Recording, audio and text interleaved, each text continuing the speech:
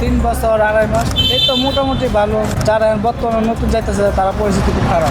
Supply বিষয় পরে কাম কাজ থাকে না, 6 মাস কাজ করতে পারলে 1 বছর করতে পারে না। তো 6 মাস কাজ করতেছে, 4 মাসে বেতন দেয় না, 5 মাসে বেতন দেয় না।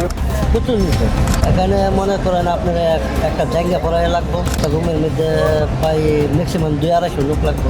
খাওয়ার তো প্রচুর কষ্ট, আর অভিযোগ লোক করে প্রত্যেক দিন মারে। আর দালাল দইরা এটা না দেওয়াটা ভালো। কত বছর ধরে আছেন? 3 বছর 2.5 মাস। সৌদির বর্তমান পরিস্থিতি কেমন? এই তো মোটামুটি ভালো। যারা বর্তমানে নতুন যাইতেছে তারা পরিস্থিতি খুব খারাপ। কি হয় নতুনদের কি অবস্থা? নতুনদের বলতে কি সাপ্লাই বিষয় পরে কাম কাজ থাকে না, 6 মাস কাজ করতে পারলে 1 বছর করতে পারে না, খুব সমস্যা। বেতন মতো মার খায় এরকম ঘটনা ঘটে? বেতন তো অ্যাভেলেবল হইতেছে, 6 মাস কাজ করতেছে, 4 মাসে বেতন দেয় না, 5 মাসে বেতন দেয় না, এরকম পরিস্থিতি। বেতন নিয়ে পালাই যায় বাংলাদেশিরা। সৌদি আরবের এমন অবস্থা আছে যে আপনার যারা কম বেতনে যায় তারা আর কি অনেক ভোগান্তির মধ্যে পড়ে যায়। আবার দালালের মাধ্যমে পড়ে গেলে মনে করেন দেখা যাইতেছে যে আপনার ওই সাপ্লাই বিষয়ে কাজ করতেছে, 2 মাসে 3 মাস পর পর বেতন দিতেছে, তারা অনেক কষ্ট করে। নতুন করে সৌদি আরবে যাওয়াটা ঠিক হবে কিনা? নতুন করে যদি কারো মাধ্যমে যায়, ধরেন আত্মীয়র মাধ্যমে, তাহলে ঠিক আছে। এর ছাড়া দালালের মাধ্যমে গেলে সমস্যা আছে। কি কি বিপদে পড়ে যাওয়ার পরে? যাওয়ার পরে মনে করেন অনেক বিপদ আছে, যে কাজ লইতে পারে না, সাপ্লাই বিষয় যাদের আছে তাদের অনেক কষ্ট। আপনি কি আপনার চোখে কাউকে দেখেছেন রাস্তায় ঘুরে রাস্তায় পড়ে আছে?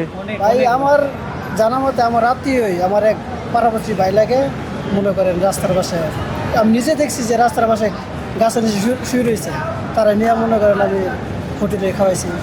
ওকে, পরবর্তীতে তার ভবিষ্যৎ কি এখন? ভবিষ্যৎ এখন মনে করেন যে টাকাটা খরচ করে গেছে এর থেকে ডাবল টাকা খরচ করে অন্য জায়গায় কাজ নিচ্ছে। বাংলাদেশের লোকদের বেতন কম, আমরা একসাথে কাজ করি, ওদের বেতন ইন্ডিয়া পাকিস্তানি বেতন 1000, আমরা দেয় 800।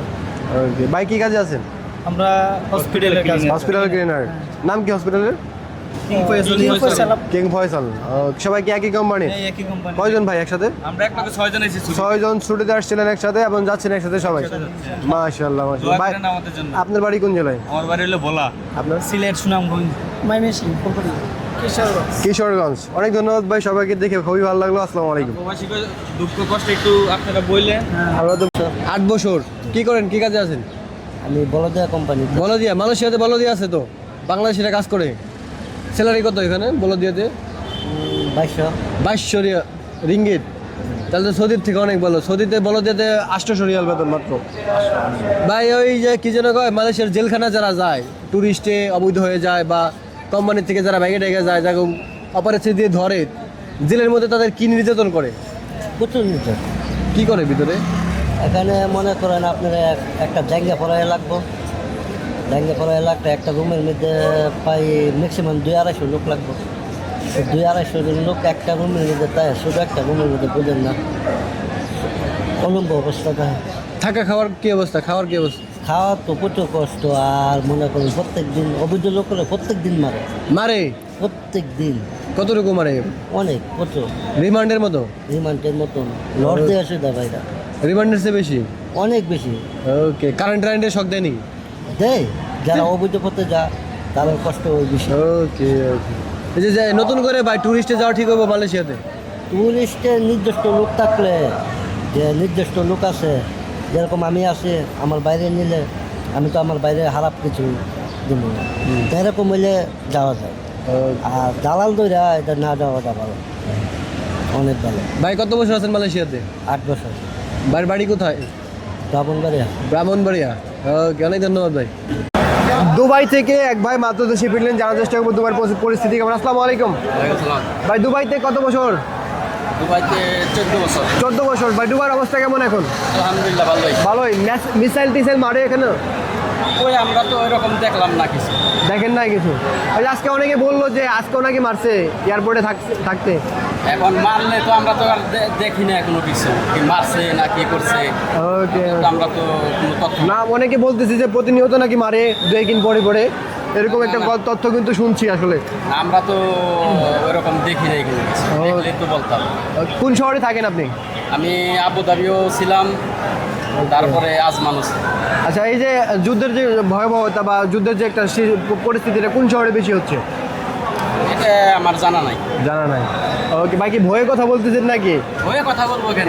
না, অনেক সময় দুবাই থেকে রেজিস্ট্রেশন দিতে পারে যে দুবাই সম্পর্কে যারা উল্টাপাল্টা বলবে তাদের সমস্যা হতে পারে। এখন আমার যদি জানা থাকতো আমি তো বলতাম, জানা নাই তো আমার। না, মন থেকে বলতেছেন তো সবকিছু?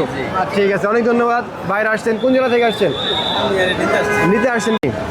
ভাই আসসালামু আলাইকুম। ওয়ালাইকুম সালাম রহমতুল্লাহ। ভাই কোন দেশে থাকেন? সৌদি আরব কয় বছর? আসি আলহামদুলিল্লাহ 5 বছর। 5 বছর। ভাই সৌদির ভালো মন্দ বলেন তো। সৌদির ভালো মন্দ ভাই যদি বলেন, যারা ঋণগ্রস্ত মানুষ যায় তারা একটু 1 বছর 1.5 বছর একটু কষ্ট করে, ঠিক আছে, হয়তো 1 বছর 1.5 বছর পর তাদের পরিবর্তন হয়, আল্লাহ করায়। কিন্তু বর্তমান সৌদির অবস্থা অনেকটাই খারাপ। নতুন রাজায় কি করে বর্তমানে? এই ঘুরতেছে কাজের জন্য, আকামা দিতেছে না, আকামা পাইলে কেউ কাজ পাইতেছে না। ভাই সৌদি আরবে যারা রাস্তায় রাস্তায় বর্তমানে ঘুরে, এরা মসজিদে মসজিদে থাকে, তারা মূলত কারণ কি? এরকম হওয়ার কারণ কি? বা এরকমটা হওয়ার কারণ হচ্ছে দালাল। তারা যা এখান থেকে যে কথাবার্তিগুলো দিয়ে নেয়, ওই কথাগুলি তার কিছুই থাকে না। ওইখানে গেলে না খাবারের কোনো ঠিকানা, না একটা মাথা গোজার একটা স্থায়ী কোনো জায়গা, কিছুই পাচ্ছে না। আর যারাও মোটামুটি পাচ্ছে জায়গা মাথা গোজার মতো, ওইটা হচ্ছে আত্মীয় স্বজন যাদের আছে তারাই পাইতেছে। মানে দালালের মাধ্যমে যারাই যায় বেশিরভাগ এরকম হয়। বেশিরভাগ মানুষ কষ্টে আছে, খারাপে আছে। এই নতুন করে যাওয়া ঠিক হবে দালালের মাধ্যমে? না ভাই, যদি বলেন দালাল যদি ধরেন এজেন্সি হয় তাহলে মোটামুটি অনেকটাই ভালো হয়। মাথা গোজার মধ্যে একটা জায়গা দেয়, হয়তো একটা কাজ দেয়, হয়তো সাপ্লাই থাকলে একটু প্রবলেমে পড়ে মানুষ। স্যালারি নিয়ে 6 মাস কাজ করে, 1 বছর কাজ করে, স্যালারি একটু প্রবলেম হয়। কিন্তু ফ্রি ভিসাতে গেলে বর্তমানে সৌদিতে না যাওয়াটাই বেটার। যেই টাকা দিয়া দালাল দিয়া যাইবো 5 লাখ, 5.5 লাখ, 6 লাখ টাকা দিয়া দেশে কিছু করুক, একটা অটো কিনা ওইটা চালায় খাক, তারপরে তোমার ডাইল ভাত খাইতে পারবো। আর ওইখানে গেলে এই টাকার শোকেই মানুষ আত্মহত্যা করে বর্তমানে যে পরিস্থিতিটা সৌদি আরব। যে অনেকে ঋণগ্রস্ত থাকে, যাওয়ার পরে কাজ পায় না, তারা আসলে কেমন টেনশনে থাকে? ওদের টেনশনটা ভাই যত কম বলবেন ততই কম, যতটাই কম ধরবেন ততই কম।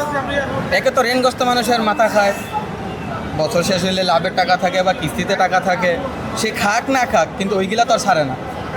মাস শেষ হইলে পরিবারের উপর চাপ আসে, কিস্তির টাকা দাও, লাভের টাকা দাও, ওই টেনশন। ভাই বর্তমান সময়ে ঋণ করে ভাই আসলে সৌদি আরব যাওয়াটাকে ঠিক হবে কিনা? না ভাই, যদি বলেন ঋণগ্রস্ত মানুষ না যাওয়াটাই ভালো। আর যদি যার আছে কিছু মানুষ বাংলাদেশেও আছে যারা ঠিক মতো মনে করেন কাজকাম করে না, বাপের টাকা ফুটাঙ্গি করে, উড়ায়, তাদের জন্য ঠিক আছে, কিছু টাকা দিয়া দেশের বাইরে পাঠাও, দেশের ছেলেটা কমসে কম নষ্ট না হবে, ওদের জন্য ঠিক আছে, দেশে ঠিক হবে। ভাই কি কাজে আছেন বর্তমানে? আমি ফ্রি বেশি আছি ভাই। কি কাজ করছেন এখানে ফ্রি ভিসা? আমি বর্তমানে আছি একটা পাওয়ার প্ল্যান্টে আছি, যে বাংলাদেশে কোনো পায়রা আছে, পায়রা ওইগুলাতেই আছি নতুন প্রজেক্টে। ওকে, অনেক ধন্যবাদ ভাই।